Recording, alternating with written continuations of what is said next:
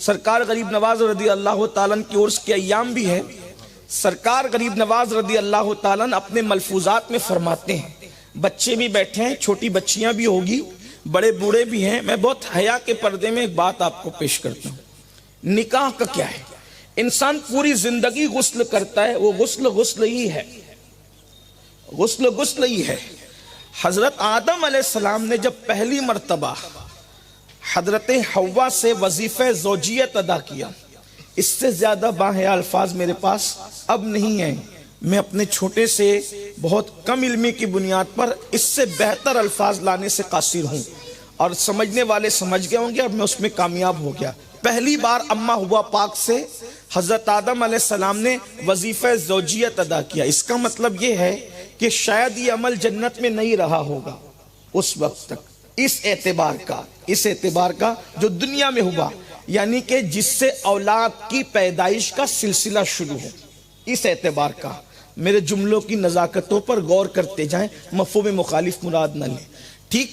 कि औलाद की विलादत के हवाले से पहली मर्तबा वजीफे ज़ौजियत अदा किया। हजरत आदम अलैहिस्सलाम को गुस्ल की हाजत हुई। उस गुस्ल को जो मियाँ बीवी के ताल्लुकात के बाद अदा किया जाता है उसे गुस्ल जनाबत कहते हैं। हजरत आदम अलैहिस्सलाम ने गुस्ल किया और उस गुस्ल के बाद बड़ी फरहत महसूस, इंबिसात, बड़ा सुकून महसूस किया। और शौहर बीवी के लिए सुकून है और बीवी शौहर के लिए सुकून है। कुरान कहता है लितस्कुनु इलैहा, दोनों एक दूसरे के लिए सुकून है। बीवी को सुकून का जरिया बनाया, शौहर को बीवी के लिए सुकून का जरिया बनाया। गुस्ल जनाबत के बाद बड़ा सुकून और इंबिसात महसूस हुआ।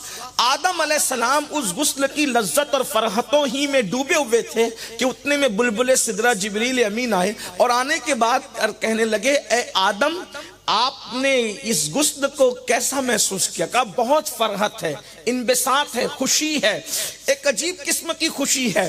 तो पता है ये तो खुशी आपके दिल को हुई, आपको इस पर मिला क्या है? तो हजरत आदम ने कहा क्या मिला? कहा जितने आपके बदन से गुस्ल के कतरे टपके हैं, हर कतरे के बदले में आपको 1 साल की इबादत का सवाब अता किया गया है। और जितने कतरे गुस्ले जनाबत के गिरते हैं उनकी तादाद के बराबर फरिश्ते पैदा किए जाएंगे और वो फरिश्ते क़यामत तक इबादत करेंगे और उनकी इबादत का सवाब अल्लाह आपको अता फरमाएगा।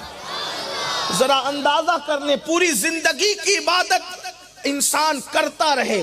मिसाल के तौर पर 80 साल तक अगर आदमी रात दिन इबादत करे और एक मर्तबा, ये बात मैं गरीब नवाज के मलफूजात से पढ़ रहा हूँ और जो है वो मैं अपने जो है वो अकाबिरीन की तहरीर पर एतमाद करके आपकी खिदमत में पेश कर रहा हूँ। इसकी इस्नादी हैसियत क्या है ये मुहक्किकीन तय करेंगे, लेकिन चूंकि हमारे बुजुर्गों ने लिखा इसको अपनी कुतुब के अंदर गरीब नवाज के मलफूजात के हवाले से, तो तवज्जो फरमाए। एक आदमी जब गुस्ल करता है तो कितने कतरे टपकते कोई गिन सकता है?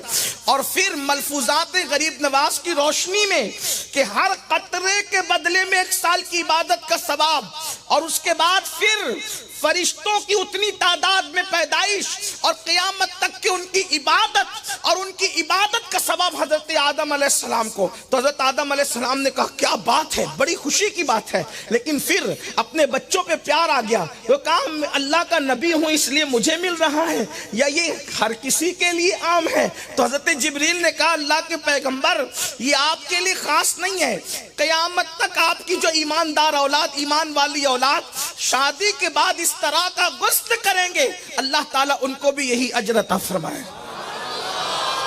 गौर फरमाइए, निकाह की बरकत है और सिर्फ निकाह की बरकत है। लेकिन गरीब नवाज बयान करने के बाद रो पड़े, अब रोने लगे। तो किसी ने पूछा हुजूर रोने की क्या वजह है? फरमाया लेकिन जिब्रील ने कुछ और भी कहा। क्या कहा? जब जिब्रील ये बोल चुके कि बीवी के साथ वजीफे ज़ौजियत अदा करने के बाद गुस्ल का ये सवाब है, तो फिर जिब्रील ने कहा मगर ए आदम, अगर कोई ज़िना करेगा और कोई बदकारी करेगा और ज़िना के बाद जब कोई गुस्ल करेगा तो हर पानी के कतरे के बदले में एक एक साल का गुनाह उसके नामे अमाल में लिखा जाएगा। साल भर भर के जराइम के बराबर उसके नामे अमाल में गुनाह लिखा जाएगा। और उतनी तादाद में जितने गुस्ल के कतरे गिरे हैं, अल्लाह अकबर, शयातीन पैदा किए जाएंगे और वो शयातीन क़यामत तक बदकारियां करते रहेंगे और वो सारी बदकारियों का वबाल उसके नामे अमाल में लिखा जाएगा जिसके ज़िना की वजह से वो शयातीन पैदा हुए थे। अल्लाह अकबर, गौर फरमाए क्या तबाही होगी, क्या बर्बादी होगी। तो पता चला निकाह ये है, ज़िना ये है। निकाह की अपनी बरकतें हैं, मगर निकाह का मकसद जोड़ना है। और हमने समझा सिर्फ जिनसी तस्कीन, चंद रसूमात, चंद मिनट की लज्जतें, ऐसा नहीं है। निकाह समाज को जोड़ता है, माशरे को जोड़ता है, यानी सिला रहमी सिखाता है, रिश्तेदारियां सिखाता है। अल्लाह अकबर, अल्लाह पाक कुरान मुकद्दस में इरशाद फरमा रहा है, या अय्युहन्नास, ऐ लोगो, इत्तकू, अल्लाह से डरो, रब्बकुमुल्लदी, जो तुम सब का रब है। और वो उसकी शान क्या है, खलक़कुम मिन नफ्सिन वाहिदा, और उसने तुम्हें एक जान से पैदा किया। एक जान यानी हजरत आदम अलैहिस्सलाम से, हजरत हव्वा से, एक जान से अल्लाह ने तुम्हें पैदा किया। और फिर क्या फरमाया, व खलक़ मिनहा ज़ौजहा, और तुम्हारे लिए उसमें से जोड़े बनाए। और फिर इरशाद फरमाते वत्तकुल्लाह अल्लज़ी तसाअलूना बिही वल अरहाम, और अल्लाह से डरो रिश्तों के मामले में, रिश्ते अरहाम के मामले में अल्लाह से डरो। और फिर फरमाता है अल्लाह रब्बुल इज्जत से रिश्तों के मामले में डरो, क्योंकि इन्नल्लाह काना अलैकुम रकीबा, कि अल्लाह तुम पर कड़ी निगरानी फरमा रहा है। इस आये करीमा का मफहूम मैंने पेश किया। अब हम देखें कि रिश्तों को निकाह तो कर लेते हैं, लेकिन साले का रिश्ता इधर से जो है वो, फिर बहनवई का रिश्ता, फिर इधर से भाभी का रिश्ता, इधर से देवर का रिश्ता, फिर बहनों का रिश्ता, भाइयों का रिश्ता, माँ बाप का रिश्ता, चचा ताया का रिश्ता। आज ये सब रिश्ते मफकूद होते जा रहे हैं। कुछ ऐसे लोग हमारे दरमियान पैदा हो गए जो हमें सिर्फ एक बात पर जोर देते हैं, नमाज पढ़ो सब माफ, नमाज पढ़ो सब माफ, नमाज पढ़ो सब माफ, नमाज पढ़ो जन्नत में जाओ, नमाज पढ़ो। लोगों से पूछो तो सही कि अल्लाह के रसूल अलैहिस्सलाम ने ये नहीं फरमाया कि जिसने रिश्तेदारों की हक तलफियां की है उनकी नमाजें कब कबूल है, उनकी नमाजें मकबूल कब है। सही हदीस है, अल्लाह के रसूल अलैहिस्सलातु व तस्लीम फरमाते हैं, जो अपने रिश्तेदारों से 3 दिन से ज्यादा बातचीत बंद कर दे, उसके सजदे और उसकी नमाजी और उसकी दुआएं उसके सर के ऊपर भी नहीं जाती। हम किस नमाज की बात करते हैं। सैयद हजरत अबू हुरैरा रदी अल्लाह ताला, अभी जलसा सजा हुआ है, बापू आए, सैयद साहब आए, पीर साहब आए, खतीब साहब आए, अमीर साहब आए, हजरत दुआ करेंगे, सबका बेड़ा पार होगा।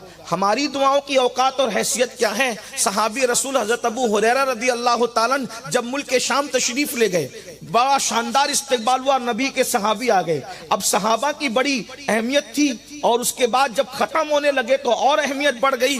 ताबईन के शुरुआती दौर था, सहाबी रसूल आए जिनकी आंखों में रसूलुल्लाह का जलवा बतौर अमानत है। सहाबी रसूल आए, हजरत सबके लिए दुआ करें। हजरत अबू हुरैरा ने फरमाया हम दुआ नहीं करेंगे, मजमे में दुआ नहीं करेंगे, शर्त एक है, इस मजमे में जो अपने रिश्तेदारों से रिश्ता काट करके आया है पहले उसको उठ के बाहर जाना पड़ेगा। क्यों? अगर कटे हुए रिश्ते काटने वालों के दरमियान मैं दुआ करूंगा तो फिर मेरी भी दुआ कबूल नहीं होगी, इसलिए कि रिश्ते काटने वाले मजमे में मौजूद है। इसलिए मेरी गुजारिश है कि जिन्होंने रिश्ते मुनक़ते किए पहले वो बाहर निकले, तब मैं दुआ करूंगा। यानी हम अपनी दुआओं पर आँच नहीं आने देंगे, मकाम सहाबियत पर दाग नहीं लगने देंगे तुम्हारे रिश्तों के कटने की वजह से। मगर वो क्या दौर था, खैरुल कुरून का दौर था। अल्लाह अकबर, जब ऐलान किया बड़े मजमे में, हजारों के मजमे में, कि कौन तुम में से ऐसा है जिसने रिश्ता मुनक़ते कर लिया है, रिश्ता काट लिया है, रिश्ता तोड़ लिया है, अपने रिश्तेदारों से दूर हो गया है, तो उसमें पूरे मजमे में सिर्फ एक लड़का था, नौजवान, जिसकी बातचीत उसकी फुप्पी से बंद थी, जिसको आप फुई कहते हैं, गुजरात वाला फुई कहते, उसकी फुप्पी से उसकी बात बंद थी। वो उठ करके गया और जा करके अपनी फूफी से कहा, फूफी अम्मा मुझे माफ कर दो। तो फूफी ने गुस्से में कहा, बड़ा तू तो उछलता कूदता था, आज माफी मांगने कैसे आया?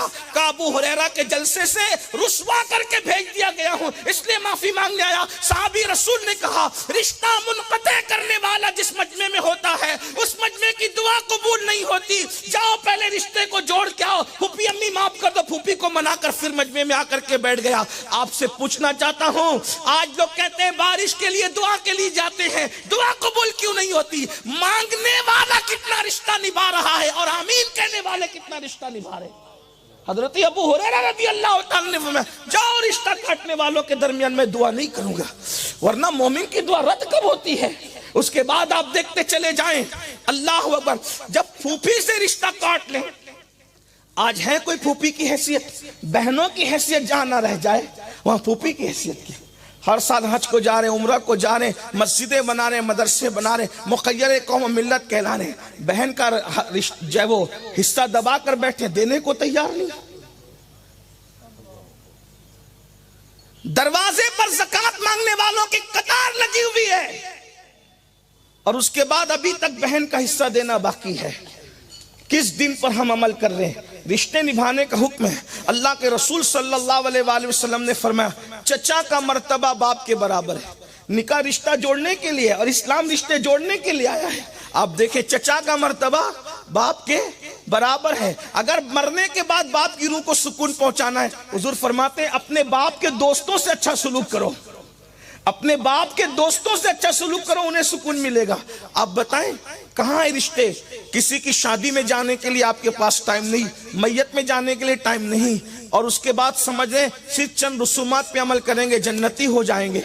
आइए मैं आपको बताऊं, फूफी का जिक्र निकला तो मुझे बहन याद आ गई। बहन का क्या मकाम है? दो रिवायत पढ़ूंगा, अगर टाइम रहा तो और आगे बढ़ेंगे, वक्त में गुंजाइश रही। आज हम लोग पूरे दीन पे अमल नहीं कर रहे हैं। याद रखना, जय वो इस्लाम चंद रसूमात का नाम नहीं, 5-6 निकात का नाम इस्लाम नहीं। इस्लाम मुकम्मल निज़ाम ज़िंदगी। बुरा हो अंग्रेजों की मेज से मसलक लेने वालों का, जिन्होंने उम्मत को 4-6 निकात के अंदर बिल्कुल ऐसा उलझा दिया कि उन्हें और किसी चीज की खबर ही न रही। तुम्हें काली घटाओं का नहीं पहचानना आया, अंधेरे